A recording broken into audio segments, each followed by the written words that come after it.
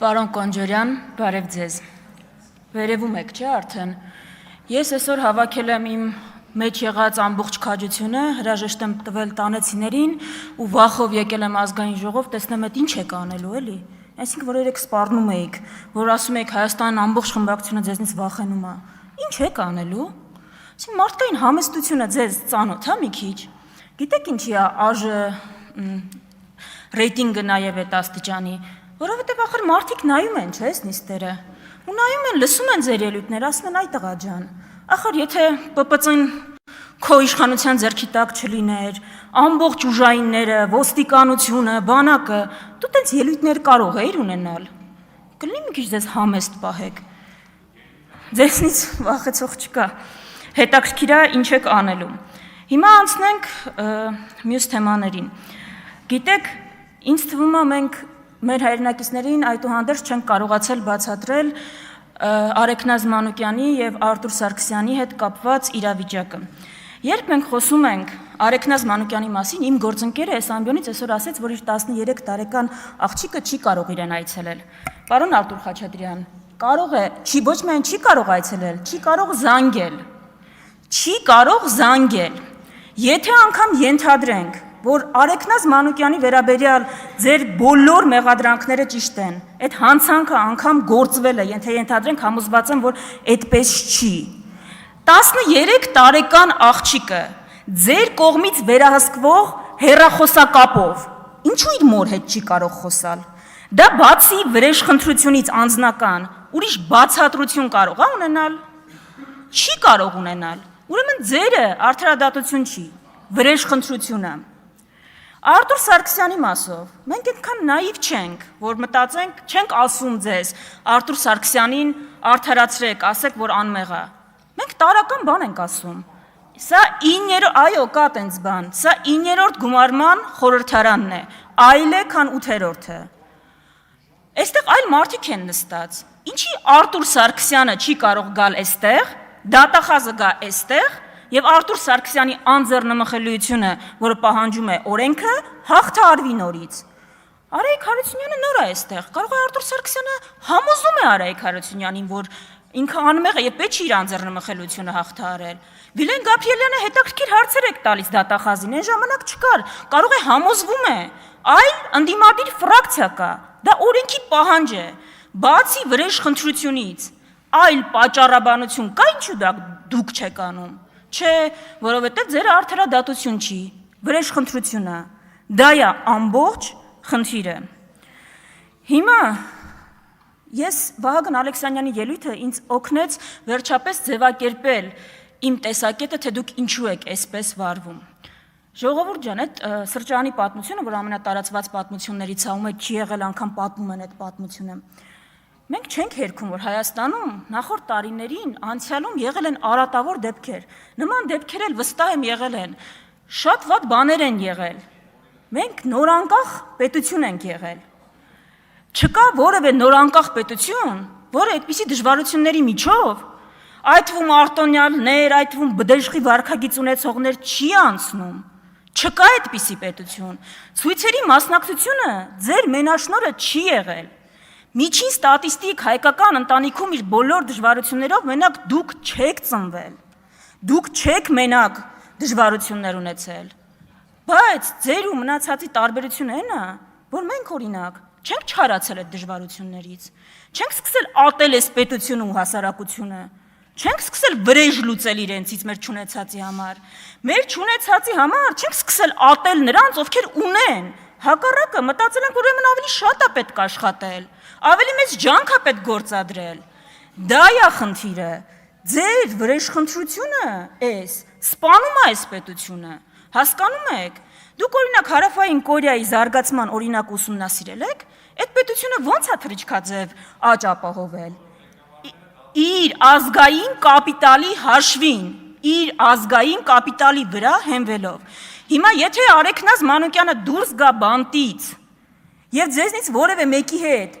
զուտ վրեժխնդրությունից դրդված վարվի այնպես, ոնց որ իր հետ են վարվում, դա վատ բան է, դա վատ է, այդպես պետություն չենք կառուցի, այդպես չպիտի լինել։ Ընդհանրապես ձեր դեմ պայքարի ամենակարևոր հիշեցումը այն է, որ հանկարծ մենք ձեզ չնմանվենք։ Մենք ձեզ չնմանվենք, որովհետև այնքան հեշտ է հրեշի դեմ պայքարելով հրեշավոր երևույթների դեմ ինքը դառնալ դրա կրողը։ Դուք դրա վառ, ամենավառ օրինակներն եք։ Հիմա իմ կարծիքով մի դրվագել կա, որ դուք բաց եք թողում ամենամեծ ողբերգությունը ձեր կառավարման տարիների։ Ժողովուրդ, ամենամեծ խնդիրը, որը դուք բաց եք թողում, այնա, որ Հայաստանի պատմությունը միջև ձեզ եղել է զարգացման պատմություն, դանդաղ տեմպերով, բայց եղել է գնալով առաջընթաց ապրող պետության պատմություն։ Մենք ձեր օրոք, այ հիմա, սկսում ենք տեսնել նենց բաներ, որ մեկ էլ 90-ականներին ենք տեսել։ Դուք այդ ռեգրեսը չեք զգում, դուք չեք զգում, որ ընտրություն եք կազմակերպել, որը հիշեցնում է 90-ականների ամենավատ ավանդույթները։ Այդ ռեգրեսը դուք ինձ թվում է իսկապես չեք տեսնում, բայց Հայաստանը բերել հասցրել եք, ոչ թե պրոգրեսը դանդաղել է, կանգ առել, ռեգրեսն է սկսել, ու դա եղել է մենակ անվտանգայինը չէ, մենակ տնտեսականը չէ, ամեն համակարգային, ամեն առումով, այդ ռեգրեսն է, որ պետք է կանգնացնել։ Բայց ես իսկապես կարծում եմ, այս խորհրդարանի գլխավոր խնդիրը Հայաստանի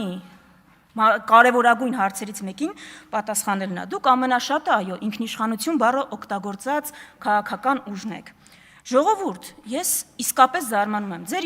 ինքնիշխանությունը ձեզ չի բավարարում պատասխանել պարզ հարցի,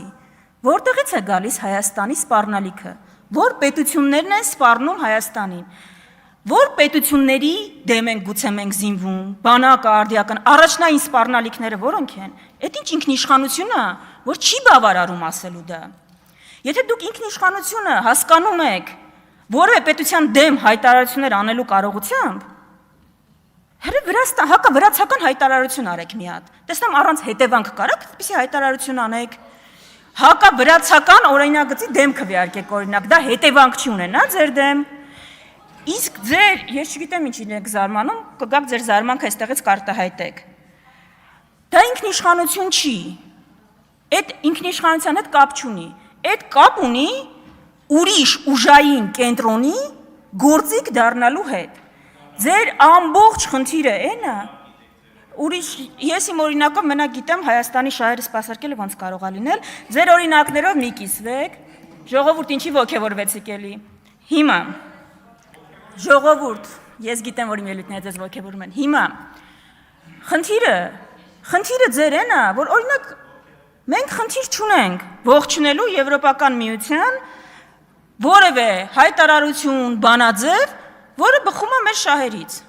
Շատ լավ է, եթե որևէ երկիր, որևէ ուժային կենտրոն ընդունել է մեր շահերից բխող բանաձև, պետք է գտնել շահերի հատման կետը եւ համագործակցել այդ կետում։ Դուք խնդիր ունեք